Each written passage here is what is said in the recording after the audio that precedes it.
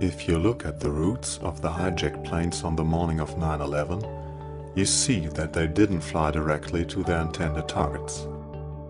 Actually, none of the 4 planes chose a short flight path.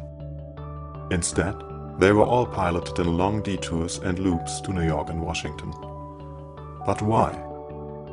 Wasn't it a great risk for the hijackers to be captured by fighter jets on their strange and time-consuming detours? Why took they such an unnecessary risk? The 9/11 Commission didn't even ask the question, although there seems to be a reasonable solution.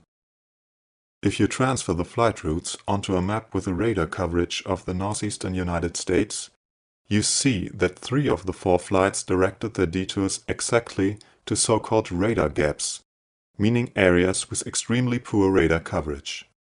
Only there the transponders were switched off. The transponder signal transmits the airliner's identity, speed and altitude to air traffic controllers.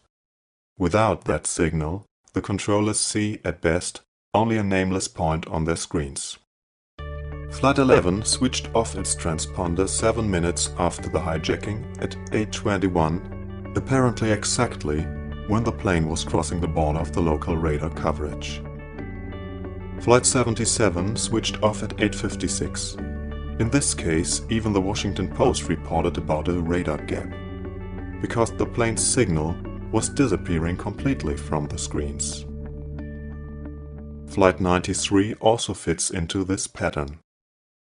The plane's transponder was shut off only 13 minutes after the hijacking at 9:41, not earlier or later, but precisely when the airliner crossed a small area with extremely poor radar coverage. The obvious question needs to be addressed. How should Mohammed Atta and his associates have known the most intimate details of military and civilian radar coverage in the US, details widely unknown even to air traffic controllers in charge on 9/11? And how should they have known by minute when their individual plane had reached such a radar gap? Finally, why didn't the 9/11 Commission even mention this issue? Perhaps, one could guess, because it could lead to some speculation about the possibility of a central control. For there's a further aspect hardly going along with the official theory. The precisely simultaneous events shortly before 9 a.m. At 8:46, the first plane hit the World Trade Center. Only seconds later, at 8:47, the second plane changed its transponder code and thereby its identity. At 8:51, the second plane turned. At 8:54, the third plane turned, switching off its transponder at 8:56. So all these major events took place within only 10 minutes, orchestrated allegedly by hijackers actually unable to communicate to each other while aboard their individual planes. Then how did they do it? For they also couldn't rely on a fixed arrangement, because all 3 flights mentioned took off with unscheduled delays between 10 to 15 minutes. By pure logic, that leaves only 2 possible explanations for the strange simultaneousness: accident or a central external control of the planes and their transponders. The reference to a possible remote control sounds like science fiction, but it's not.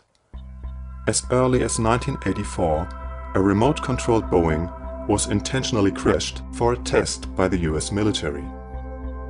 And in the 1990s, the Pentagon was pushing hard to develop JPALS, the Joint Precision Approach and Landing System.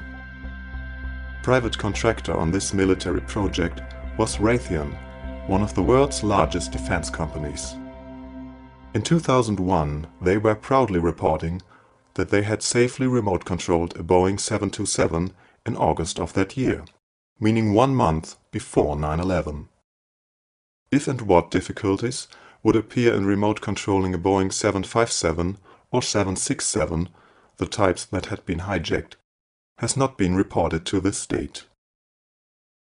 That nobody could have imagined something like this before 9/11 is in doubt, however.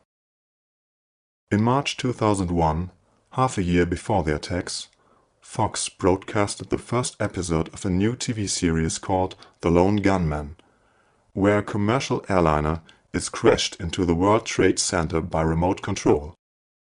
The scriptwriters named the conspirators as being part of the US elite, by the way. Their aim: new wars and a massive and permanent increase in defense spending. So long for the TV movie from spring 2001, watched by a huge audience.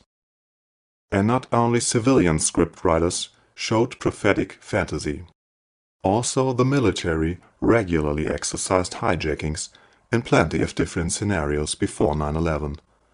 For example, in June 2001, the suicide hijacking of an inbound flight, as shown in a 2009 released document by the 9/11 Commission.